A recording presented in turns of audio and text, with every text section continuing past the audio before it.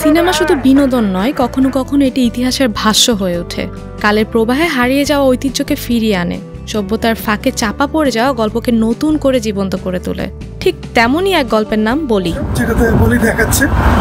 তো এশিয়ার আরো একটা দেশ, কিন্তু চীন সবসময়ই একরকম জ্ঞান লাভের জন্য যে দেশে আসতে হয় সেটা হচ্ছে চীন।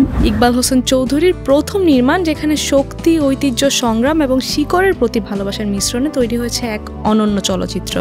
বঙ্গোপসাগরের গর্জন আর লোনা বাতাসে বেড়ে ওঠা এক সংস্কৃতি, যেখানে বলি খেলা শুধু খেলাই নয়, বেঁচে থাকার প্রতীক। সময়ের সঙ্গে সঙ্গে হারিয়ে যেতে বসেছে এই লড়াই, কিন্তু কিছু মানুষ, কিছু আত্মা কখনোই হারিয়ে যেতে চায় না। তাদের গল্পই বলি। পরিচালক ইকবাল হোসেন চৌধুরী, যিনি নিজেই এই উপকূলীয় অঞ্চলের সন্তান, তার প্রথম সিনেমার জন্য ফিরলেন শিকরে। 1991 সালের ভয়াল ঘূর্ণিঝড়ের স্মৃতি, নিখোঁজ মানুষের আর্তনাদ, সমুদ্রের অবিরাম ডাক, এসবই তাকে তাড়িয়ে নিয়ে গেছে সেই গল্পের গভীরে, যেখানে শক্তির পরীক্ষায় জীবনযুদ্ধের আসল প্রতিচ্ছবি। এই চলচ্চিত্রের মূল ভিত্তি চট্টগ্রামের ঐতিহ্যবাহী বলি খেলা।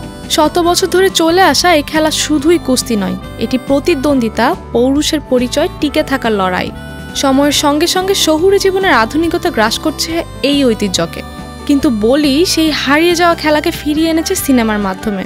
এই সিনেমার কেন্দ্রীয় চরিত্র সেই বলি, যে শুধু খেলতে নামেনি, এসেছে অস্তিত্বের লড়াইয়ের জন্য লড়তে।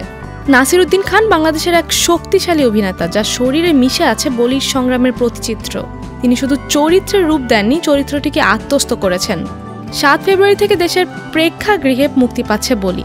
আপনি প্রস্তুত তো এই মহারণ দেখতে?